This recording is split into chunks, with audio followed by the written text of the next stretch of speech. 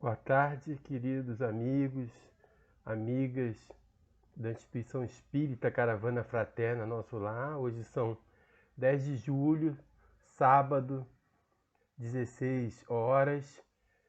Está na hora de começarmos a nossa reunião virtual, né, que nós estamos realizando desde o momento que a gente viu que não poderia mais continuar presencialmente por conta da pandemia, mas vamos dar continuidade ao trabalho que foi iniciado no ano de, pelo menos a fundação oficial foi no ano de 1999, ou seja, está se aproximando o aniversário de 22 anos da nossa Casa Espírita, Instituição Espírita Caravana Fraterna Nosso Lar. Então vamos dar continuidade ao trabalho. Hoje nós teremos como convidado o nosso amigo Carlos Rogério, que vai falar sobre Deus e as provas de sua existência, com base nas perguntas 1 a 9 do Livro dos Espíritos. Mas antes de darmos a palavra ao Carlos Rogério, nós vamos fazer a leitura da página inicial. A Kátia fará para nós. Em seguida eu farei a prece. Tá bom? Vamos lá. Pelo livro Neste Instante, Mensagem do Espírito Emmanuel pela psicografia de Francisco Cândido Xavier.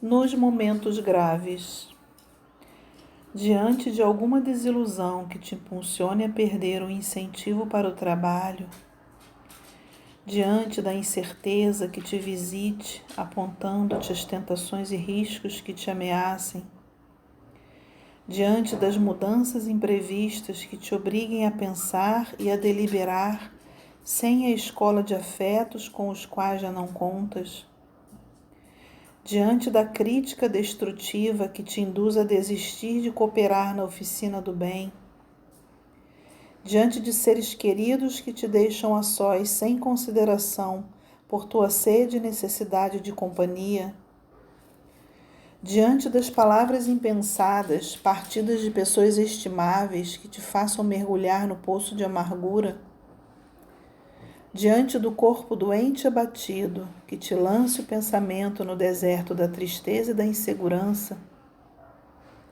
quando a morte reduz ao silêncio a voz daqueles que se te fazem queridos, quando qualquer sofrimento te abate, os recessos da própria alma, entrega-te à fé, refugia-te em Deus, pensa em Deus, confia em Deus e espera por Deus, porque acima de todas as tempestades e quedas, tribulações e desenganos, Deus te sustentará. Paz a todos. Graças a Deus, graças a Jesus, graças aos nossos amigos espirituais. Estamos aqui hoje, mais uma vez, para termos um encontro entre amigos, amigas, né? E que, sintonizados com o plano espiritual superior, nós vamos buscar contribuir para a renovação nossa interior e também de todos aqueles com quem convivemos através da boa conversa, do bom relacionamento, né? Porque nós sabemos que nós temos, Senhor, um papel importante ao vivermos, ao reencarnarmos, aprendendo a conviver, né? Adquirindo novas habilidades, adquirindo novas experiências, Senhor, e nós vamos então, nesse aprendizado, também podendo colaborar com os nossos irmãos. Então, Mestre Jesus, que possamos ter uma tarde de reflexões importantes, que possamos colocar em prática em nossas vidas aquilo que nós viemos aqui aprender hoje. Muito obrigado por tudo, protege e ampara a nossa casa espírita, nossos trabalhadores, nossos frequentadores, que possamos ter uma boa tarde, Senhor, sobre a Tua influência, sobre o Teu amparo. e o amparo de Deus e dos nossos queridos amigos espirituais. Que assim seja, graças a Deus. Feita a nossa leitura da página, feita a prece, vamos dar início. Agora nós teremos o nosso amigo Carlos Rogério abordando o tema que eu já falei antes. Bom trabalho, Carlos.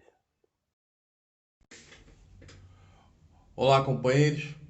Muita paz a todos. Que Jesus possa nos abençoar, estar conosco em todos os momentos da nossa vida. E que Deus possa nos cobrir de bênçãos, de paz e de luz, para que nós possamos ser bastante felizes e exitosos na nossa presente existência. Nós vamos falar hoje do Livro dos Espíritos, da questão 1 à questão 9, vamos falar a respeito de Deus. Um abraço aos companheiros da Instituição Espírita Caravana Fraterna, nosso lar, aos quais dedicamos a nossa melhor estima, como companheiros muito queridos que nos acolhem com muita simpatia quando lá estamos. Que todos possamos unir os nossos corações em torno do nosso estudo e que ele possa ser bastante exitoso, que ao final do nosso encontro nós possamos estar mais esclarecidos a respeito do que precisamos fazer para nos conduzir com clareza e com eficiência consoante o Evangelho de Jesus. Falar de Deus é uma tarefa muito difícil para todos nós, não só pela complexidade do personagem em questão, mas também porque pouco conhecemos a respeito de Deus. Porque o nosso vocabulário ainda é deveras acanhado para definir algo tão grandioso e que nos escapa à compreensão. Temos apenas algumas parcas noções do que seria Deus. Inclusive, a primeira pergunta que Kardec dirige aos espíritos, desfazendo uma confusão que há muito reinava nas mentes da humanidade, que encarava Deus como uma personalidade, uma individualidade muito parecida com a individualidade humana. Então Kardec, quando se dirige aos espíritos, não pergunta quem é Deus, mas ele pergunta o que é Deus. É o que todos nós queremos saber, o que é Deus, né? Porque cada um define de uma forma e cada um explica de uma forma o que é Deus. E os espíritos, sabendo da pobreza da nossa linguagem, muito mais ainda da pobreza da nossa capacidade de apreender noções mais rebuscadas dos mistérios e segredos da vida, nos respondem inteligência suprema e causa primária de todas as coisas. E nós vamos destrinchar essa resposta dos espíritos quando ele fala inteligência suprema, ou seja, supremo é o máximo. Então não existe inteligência superior à de Deus. O homem, por mais inteligente que seja, por mais belas descobertas que tenha engendrado, as mais belas invenções que tenha aurido noções do universo e do espaço, a sua inteligência jamais seria, ou será, melhor dizendo, comparável à de Deus. Já que as próprias Escrituras dizem que nós fomos criados à imagem e semelhança de Deus. Ou seja, se nós fomos criados, não somos criadores. Então, quem nos criou foi um Criador. Por consequência, está acima de nós. E nós fomos criados em imagem e semelhança de Deus. Então, a nossa inteligência tem respaldo na inteligência de Deus, só que Deus, a inteligência dele, é elevada ao máximo de potencialidade. Nós temos alguma parte dessa inteligência. E se nós julgamos que nós somos inteligentíssimos, capazes das mais belas invenções, capazes das mais belas descobertas, imagina aquele que nos criou. quão maior é a sua inteligência e quão infinita é a sua inteligência. Aliás, por infinitude, Kardec também pergunta aos espíritos, fala assim, mas Deus então seria infinito? Eles dizem, essa definição é incompleta, porque infinito é aquilo que tem começo, mas não tem fim. E Deus não tem começo, ninguém sabe como surgiu Deus, exatamente porque nós não temos a compreensão da intimidade de Deus ainda. Não temos inteligência suficiente para apreender e entender tal noção divina. Então nós nos prendemos até agora à inteligência suprema. E quando fala causa primária de todas as coisas, ou seja, a causa primeira de todas as coisas, isso é mais uma prova da inteligência e da existência de Deus. Se tudo começa em Deus, até o homem começou em Deus. O homem é uma criação de Deus. Se o homem é uma criação de Deus, né, por consequência, o Criador é muito mais inteligente. E quando Deus criou o homem, criando a sua imagem e semelhança, deu a ele a missão de ser também seu auxiliar na harmonia do universo. E muitas pessoas falam assim, mas como a gente pode provar a existência de Deus? Eu não vejo Deus. Exatamente por isso que é a prova da sua existência, porque ele não é capaz de se prender a qualquer definição que a gente possa dar. Qualquer palavra que a gente possa ter, por mais bela e complexa e bonita que nós tenhamos no nosso dicionário, é capaz de definir Deus, porque nos escapa a nossa inteligência. E a prova da sua existência é que nós não conseguimos entendê-lo, nem tipificá-lo e nem colocá-lo nas nossas definições. Por que isso? Porque nós não conseguimos entender e, portanto, não conseguimos definir. E Kardec pergunta ainda aos espíritos, mas como é que a gente pode ter uma prova da existência de Deus? Ele fala num axioma que é aplicado às vossas ciências, ou seja, num raciocínio, num parâmetro que nós colocamos nas nossas ciências, e que ele diz, todo efeito tem uma causa, e tudo que não é efeito do homem, não pode ter como causa o homem também. Então, tudo que não é obra da criação do homem, logicamente é a criação de Deus. O homem pode criar a partir do que já existe. Isso é uma prova da existência de Deus, né? Porque o homem não é capaz por si só de criar alguma coisa do qual não se tenha pelo menos o princípio. Fala assim, mas o homem já criou a vida em laboratório. Sim, criou a vida em laboratório a partir das sementes que já encontrara no corpo do homem, que é uma criatura de Deus. O homem até hoje não conseguiu gerar essa semente e daí criar a vida, sem que não partisse alguma coisa que já existisse. A ciência que tanto hoje orgulha o homem, tal o seu avanço na tecnologia, nas descobertas, na biologia, no campo da genética, na conquista do espaço, ela não é capaz por si só de caminhar sem que parta de alguma coisa que já exista ao princípio. A gente fala da bomba atômica ou do armamento, ou de tudo que é feito a partir do átomo. O homem não é capaz de criar o átomo, mas a partir do átomo sim ele consegue criar alguma coisa, né? Então o homem não consegue por si só estabelecer toda uma criação dito de total autoria sua, mas sempre daquilo que Deus colocou sobre o plano físico, e daí ele começa então a ter como matéria-prima para as suas criações. Nós vemos hoje várias provas da existência de Deus. Como exemplo, nós temos a gravidade.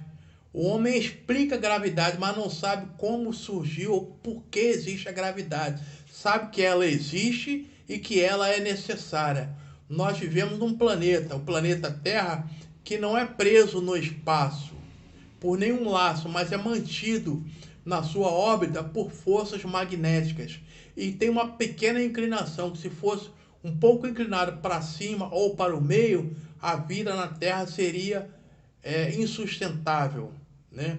Nós vivemos num planeta solto no espaço, porém jamais se desloca 1 centímetro para a esquerda, para a direita, para cima ou para baixo, obedecendo uma sinfonia universal, uma sinfonia divina, que faz bailar em total harmonia todos os seres vivos, todos os seres animados e inanimados, sob a regência do Maestro que é Deus. Muitas pessoas dizem o seguinte, mas não adianta crer em Deus ou não crer, porque nada vai mudar na minha vida. Eu não creio em Deus, mas Deus não precisa da nossa aceitação e da nossa crença. Ele independe disso. A crença em Deus vai facilitar não a vida de Deus, né? Porque Ele independe de nós, mas vai facilitar a nossa vida. Eu tenho um amigo, né, que quando trabalhávamos juntos, ele falava assim, puxa vida, eu admiro a fé que vocês têm em Deus, a crença que vocês têm em Deus, só que eu não consigo acreditar. Eu gostaria muito de acreditar em Deus, mas não consigo, porque reconheço que a crença em Deus torna vocês mais fortes, vocês encaram com mais otimismo a vida, porque vocês atribuem isso a alguém que dirige a vida de vocês. Eu gostaria de ter essa crença, mas não tenho. Então, ele, mais que uma voz mais do que insuspeita para falar da crença em Deus, nos dá o aval de quanto é valioso nós acreditarmos. Aliás, nós não acreditamos em Deus, nós temos certeza que Ele existe. Tal a sinfonia que o universo é capaz de reger, sem que houvesse, não necessariamente, ou melhor dizendo, incapaz de se manter, sem que houvesse uma inteligência superior a tudo que coordenasse essa sinfonia.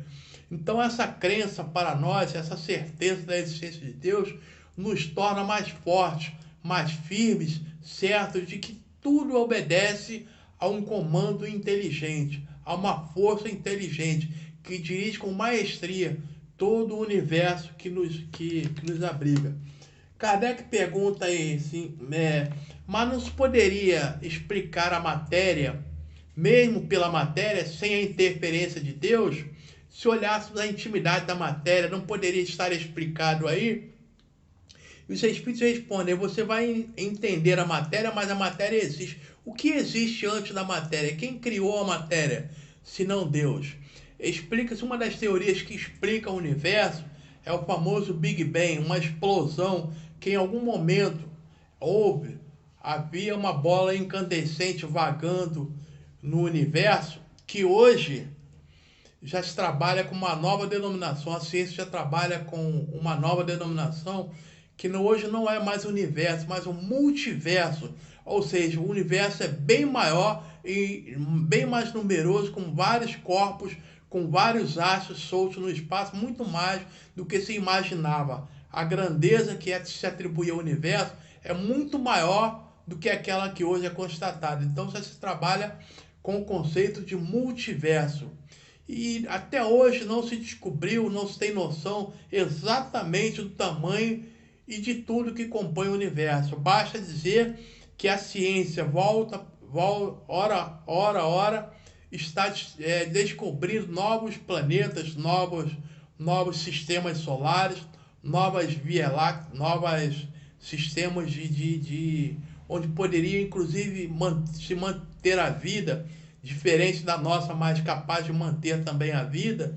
Até hoje a ciência está buscando e descobrindo novos planos. Significa que Deus é bem mais complexo daquilo que nós entendemos e queremos colocar em palavras. Inclusive, quando Jesus fala de trabalho, ele fala assim, eu trabalho e meu Pai trabalha até hoje. Deus não cansa de criar, Deus não cansa de expandir esse universo que nos abriga, expandir novas condições de vida, novos seres, né? Mostrando que o homem que não é capaz de fazer tudo aquilo que nós pretendemos e achamos que podemos, se não é obra do homem, de quem será então? Muitos dizem, foi uma obra do acaso, mas o acaso não é capaz de fazer nada. Inclusive já foi dito que atribuir alguma coisa ao acaso era a mesma coisa que admitir que uma gráfica se explodindo poderia confeccionar um livro, né? Que as letras poderiam se juntar fortuitamente e formar um livro, sem que houvesse uma causa. Tudo há uma causa. E se a causa é inteligente, o efeito também vai ser inteligente. Então, voltando à ideia da criação do universo, disse que o nosso planeta era uma bola incandescente, uma bola de fogo que estava solta no espaço, e em algum momento há uma grande explosão, depois um resfriamento, e daí começaram a surgir as novas formas, primeiras formas de vida. Tá, mas quem foi que originou essa bola de fogo? Quem originou essa matéria incandescente? Quem coordenou todo o surgimento das primeiras formas de vida? Quem coordena toda a harmonia para que isso acontecesse? Conforme as escrituras dizem para nós que o mundo foi criado em 7 dias, e que a ciência diz que não foi exatamente 7 dias, mas 7 períodos que a Terra demorou para ser formada, né?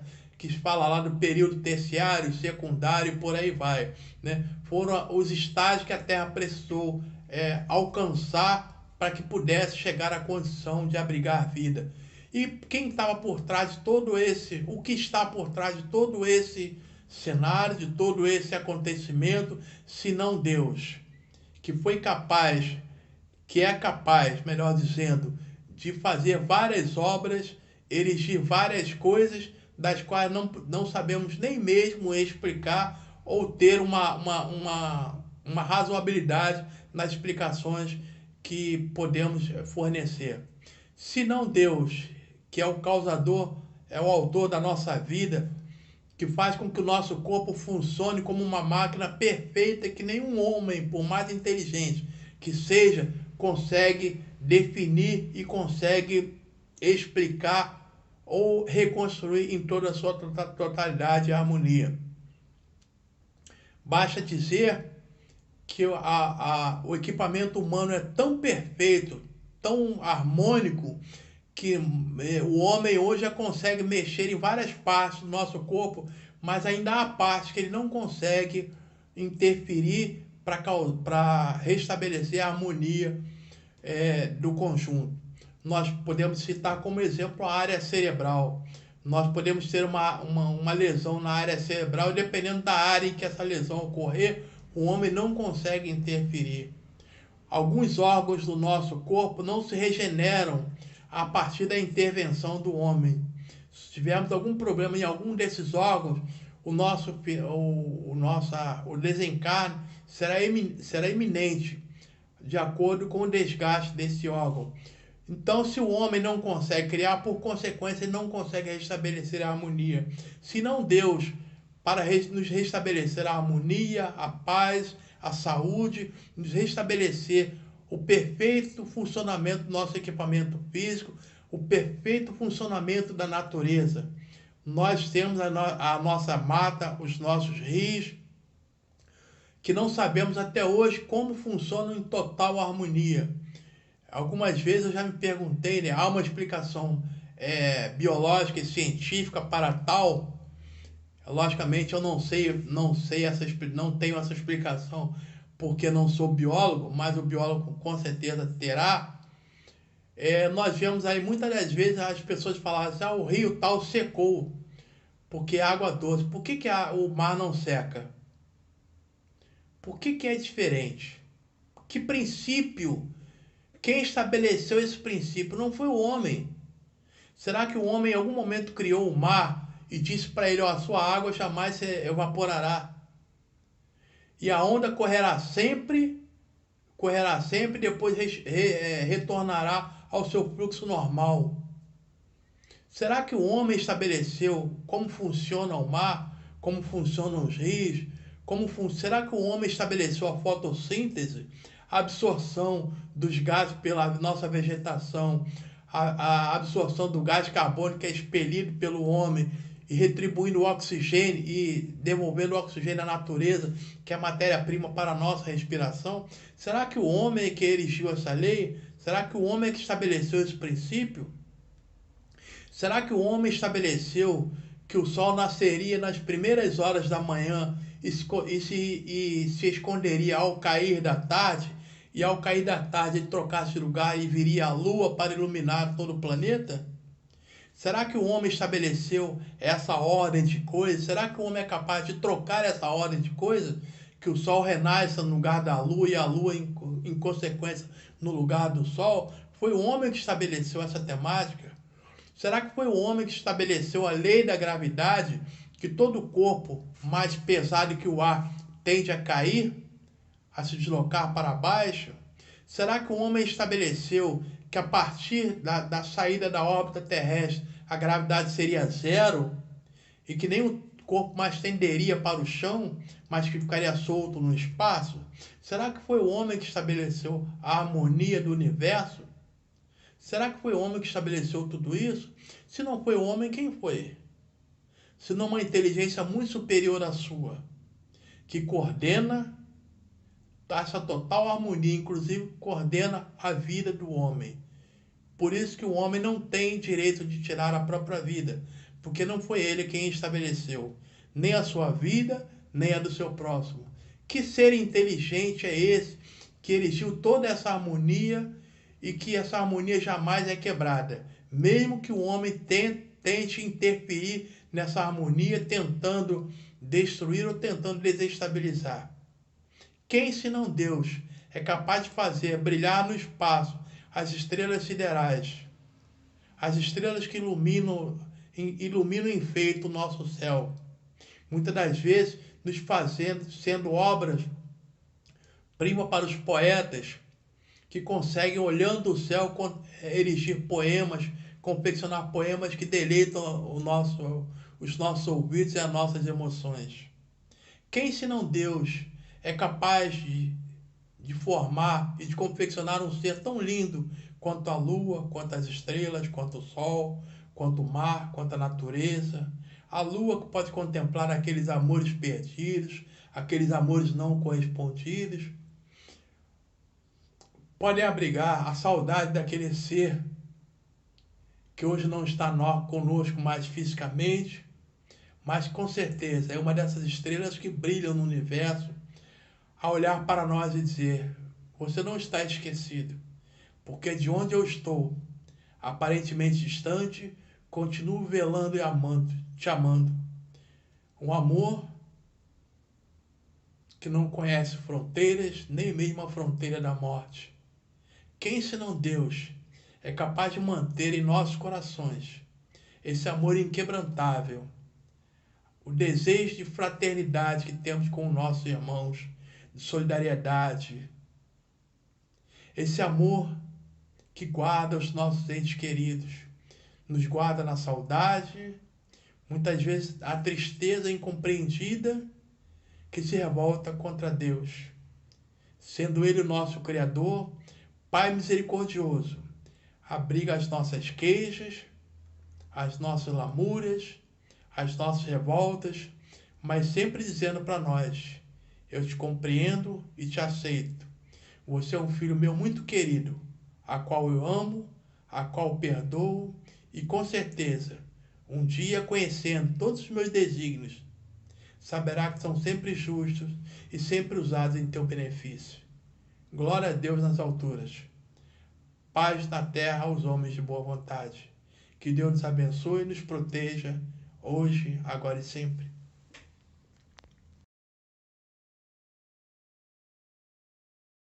Só temos a agradecer mais uma vez a vinda, a participação do Carlos Rogério em nossa casa, sempre trazendo boas reflexões, hoje sobre o tema Deus e as provas de sua existência. Vamos agora finalizando a nossa reunião. Antes disso, vamos elevar o nosso pensamento a Deus, a Jesus e aos amigos espirituais que comandam os trabalhos da nossa casa.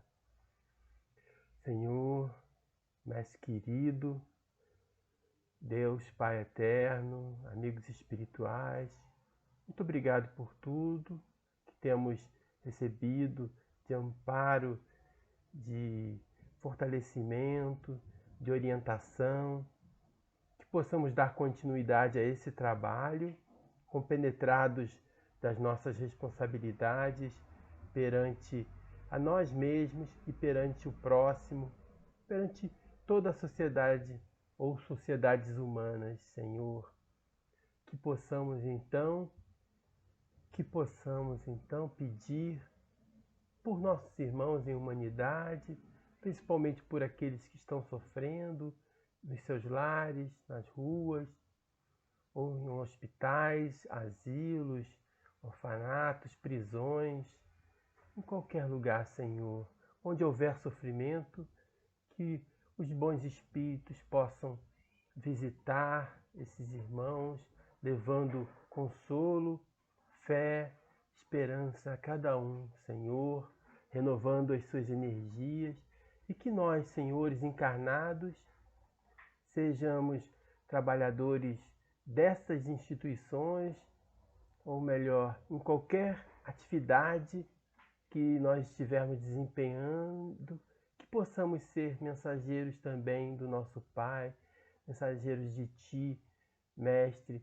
levando o nosso auxílio, o nosso amor, em Teu nome, Mestre, que possamos também contribuir para a vida melhor dos nossos irmãos.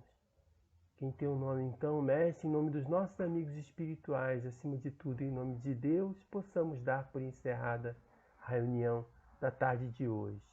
Que assim seja, graças a Deus.